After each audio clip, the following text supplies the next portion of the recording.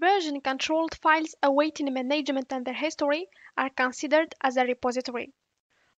While we usually consider a collection of files and folders during merge as a repository, in fact, a repository is rather a history of files. Normally, in the root folder of your project, there will be a Git folder, a folder containing the repository. The Git folder contains its own collection of files and folders that constitute the internal structure of a repository. Since a repository contains the entire history of all files stored in it, I advise you to keep your Git repositories as targeted as possible. For example, one application may have a Git repository for the front and another for the back. Each application should be in its own repository and, if possible, not shared with other applications.